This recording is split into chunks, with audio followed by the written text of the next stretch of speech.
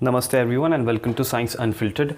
We are interested in drawing the loose dot structure of C2H6 whose IUPAC name in organic chemistry is ethane. Okay, now the electronic configuration of carbon in GS ground state is 1s2, 2s2, 2p2 and the orbital diagram in the ground state is like this. 1s subshell has 2 electrons, 2s subshell has 2 electrons and in 2p subshell there are 3 orbitals, first, second, third, and in first and second orbitals there are single electrons respectively. Now carbon doesn't make forms in the bonds. Carbon doesn't make bonds in the ground state. It makes bonds when it is in excited state. So what happens in excited state is that one of the electrons from the 2s subshell shifts or leaves its place and jumps or sits in the one of the orbitals of the 2p subshell. So its orbital diagram comes out to be something like this.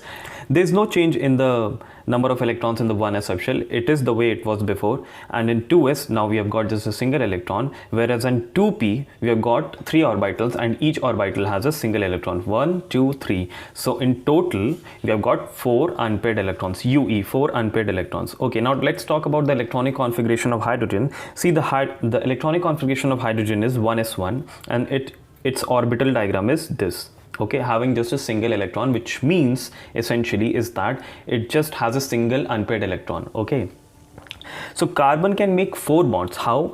See, while bond formation, some other species electrons can make bonds like this.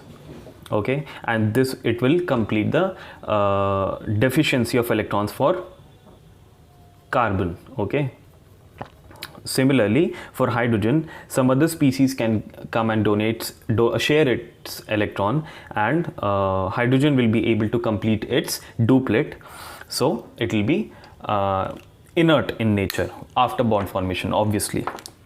So now let's talk about the bonds and the structure of C2H6. So carbon makes 4 bonds, and see, we have got 2 carbons here and 6 atoms of hydrogen. So we are going to simply write a carbon and a carbon. Okay, these are our major atoms in this molecule, and we have got 6. So how are we going to separate the 6? We can do so by keeping 3 atoms of hydrogen on the right side and 3 on the left side, and these 2 will be attached with each other centrally. Okay, so first we are going to draw the valence electrons of carbon. Carbon has 4 valence electrons as we just saw, 1, 2, 3 and 4. Similarly for this carbon, 1, 2, 3, 4. Now hydrogen has just a single valence electron. See, we have used 3 hydrogen atoms, we have got 3 more left, and we're going to draw it like this: hydrogen, hydrogen, hydrogen. Okay, and these are going to make single bonds with each other. Now let's talk about the